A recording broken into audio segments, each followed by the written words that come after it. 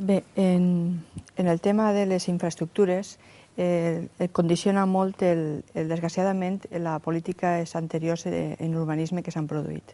Això fa que la realitat siga que tenim una dispersió geogràfica molt important que condiciona els serveis que l'Ajuntament oferir-los en bones condicions.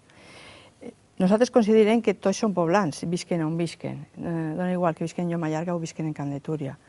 Per tant, unint-ho amb el fet de que el poble està decaiguent tant en el comerç com en la restauració, el poble, diguem que està mort i la gent se'n va a altres poblacions o a centres comercials per a trobar el que no té així al poble. Proposem projectar un pla de promoció local en el que es tinga en compte tots aquests factors i, com estem parlant d'infraestructures, ja el desenvoluparem en altres temes, però en aquest tema en concret d'infraestructures, proposem que aquests accessos a les zones residencials siguin millorats, proposem exigir una passarel·la peatonal i ciclista per a la zona nord per a comunicar aquestes zones residencials, aquestes urbanitzacions en el casc urbà. És necessari el col·lector que dona clavegueram a la zona nord del poble. És necessari un altre autobús, proposem ficar un altre autobús perquè siga realment útil el transport municipal, que avui en dia no ho és.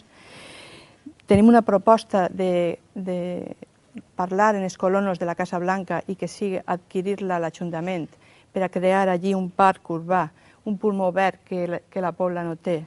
Prop només tenim el cas de la Manguilla. Proposem que la Casa Blanca siga municipal i que siga una zona d'oci en la que la gent disfruti, com anem a entendre, com pugui ser Sant Vicent en Llíria. El tema de la finca de l'Ascens crec que és un tema, com deia Josep Vicent en l'altre, també és un tema a tractar entre tots i donar-li solució. Quan se li doni solució, la nostra proposta és reformar l'Avinguda Colón, tirar la finca i unir la zona del parc en la de l'Ajuntament i la Casa de Cultura i crear un espai com diguem sempre que aquest poble no té una plaça, crear un espai ciutadà per viure l'oci. I altre tema, canviant esports, molt reivindicat, és el camp de futbol, que fa temps que desaparegué i deu de recuperar-se. I aquest tema que no vull deixar-me, que és molt important, són les zones inundables que fa falta fer el que siga i prioritzar sobre altres inversions junt amb altres administracions, donar-los una solució real a aquestes persones que pateixen en els seus béns i tenen perill físic.